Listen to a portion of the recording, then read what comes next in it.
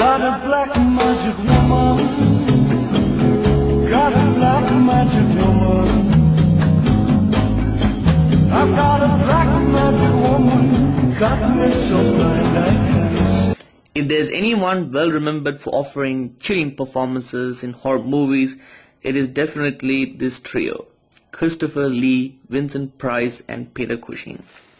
All three men are renowned for their classy, gentleman-like villainy, which goes in stark contrast to actors playing more ruthless heavies in this day and age. Christopher Lee's romantic but deadly portrayal of Count Dracula, Price's sinister, revengeful characters, and Cushing's menacing, bloodthirsty roles will be forever remembered in cinematic horror history, as does their predecessors, Boris Karloff and Bela Lugosi. Christopher Lee is an electrifying personality, and is a real force of nature, and as director Tim Burton puts it, at 6'5", he physically towers over those around him, in the same way his screen CV puts those under shade.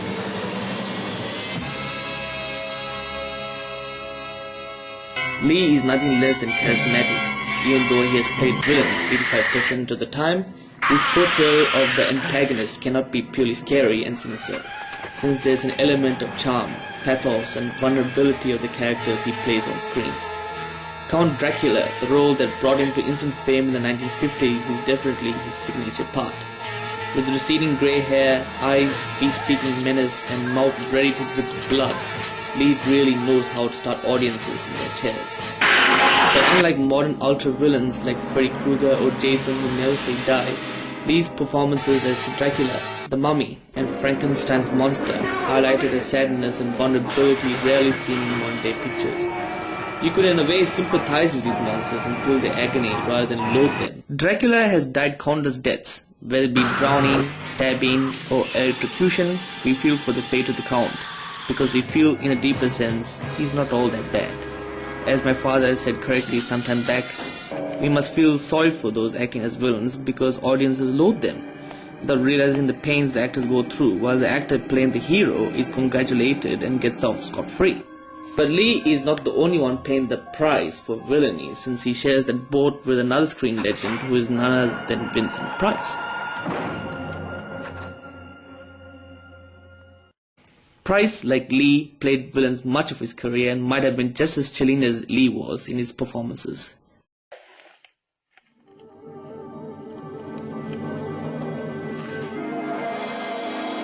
Playing Dr. Phibes or Edward Lionheart exemplified Price's sheer gift for adding menace to comedy in his depiction of serial killers who murdered victims in many innovative ways.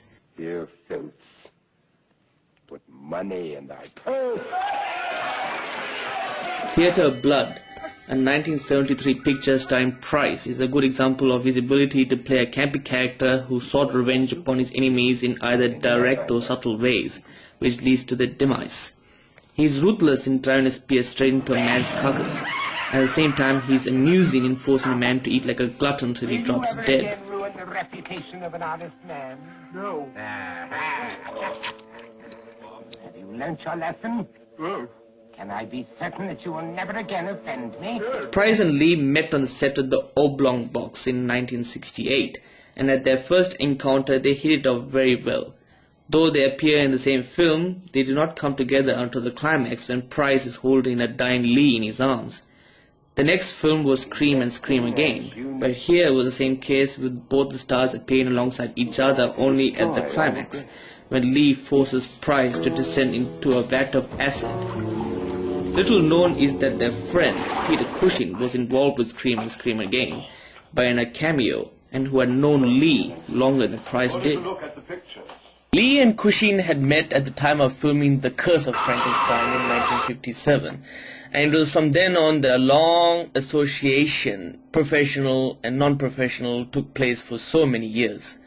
Cushing is memorable as Baron Frankenstein, a ruthless, cold-blooded mercenary who is ambitious in gaining scientific recognition and getting his hands really dirty. He doesn't care whether he murders a college professor or rapes women. These people are not real people for him, but objects for which he can further his mad experiments. While playing a ruthless heavy, Cushing is also well remembered for playing a heroic role as Sherlock Holmes, a part very much tailored to Cushing's icy, cold demeanor. His sharp features with his angularity and intensity were just right for playing an iconic sleuth. The Hound of the Baskervilles, which teamed up Cushing and Lee, is a delightful location of the dreaded moors where spectral hounds roam. It was not the best of films, but it had an eerie creepiness to the whole thing. And Lee, even though he's a hero in the film, is quite menacing in some way. I think you should let us take you into the village, Mortimer. He might be anywhere out there. Aside from knowing Lee and collaborating with him in about 22 films, Cushing also collaborated with Price in a few films as well. He appeared for a brief time in Dr. Phibes Rises Again in 1972, but did not meet Price until the time of filming The Madhouse in 1974, when they became good friends. The Madhouse has Price playing a rather positive role, if not seemingly so, playing a horror actor famed for playing Dr. Death, whose films has cast and crew die in mysterious ways. Dr. Death is suspected until the denouement when he confronts the real killer, played by Peter Cushing. According to Price, the fight scene between him and Cushing was realistic and exhausting for him, and he said that Cushing was really strong, and that he did not fake at all, and that he knew how to throw him around.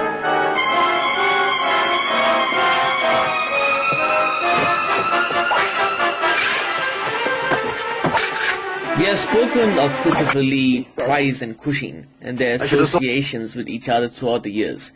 Now we come to the last chapter of this documentary in which we speak of the film that brought all three horror stars together, The House of the Long Shadows. It is creepy and campy at the same time, and we are thrown pretty much into the whole sequence where horrifying and deadly things are occurring until the startling denouement when we find out that we are pretty much cheated at the end of it all and that all along we have been searching for a needle in a haystack. Not the best of films, but interesting viewing, with all three men teaming up for another horror movie, or so it seems. Would somebody be good enough to tell me just exactly what is going on, please? It seems, aside from the horror genre, these men have another thing in common. Their birthdays occur very much at the same time. Christopher Lee and Vincent Price share the same birthday, which is May the 27th, and Cushing, belatedly, is May the 26th. Vincent Price commented upon this trivia to the effect in one of the interviews conducted on him. You're doing a new film with two old mates of yours, aren't you? Christopher Lee and Peter Cushing. Yes, it's wonderful. I really can't wait to get together with them again. It'll be such fun. You know, one time, it's a very funny thing. I don't know whether you believe in astronomy or not, do you? And all those Geminis and things like that. Certainly I Well, do. you know, Christopher Lee and I were born the same day. He claims 10 years later, but that's a lie. And Peter Cushing was born the day before, 26th of May, and Christopher and I was at 27th of May.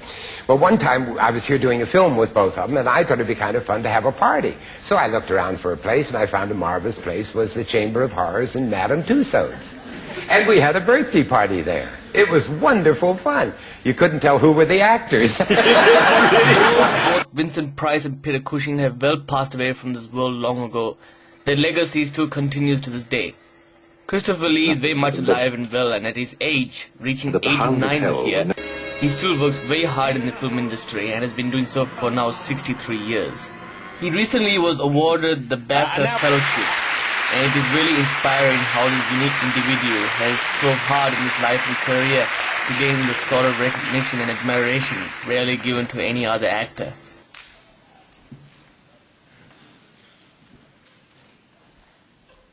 I do feel a little bit like the man who said, I can't wait to hear what I've got to say. But I'll do my best. Wise and generous members of the committee, my fellow thespians, many of whom are involved in this, I thank you all. This is a truly great honor. A great, great honor. Two things really make it so. The fact that this was voted to me by my peers, and secondly, that I received it from one of the great directors of our age.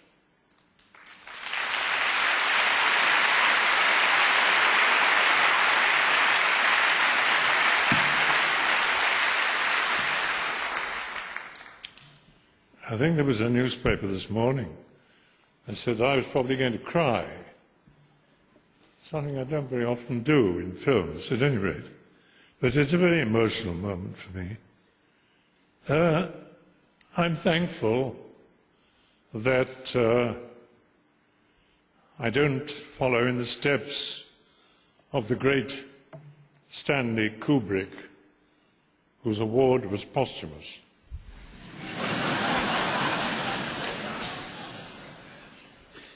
And I would like to say, my God, that this is, without a doubt, the finest image I've ever had.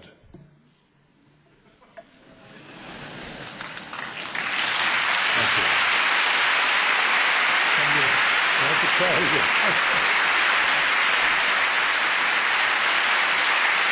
Thank you.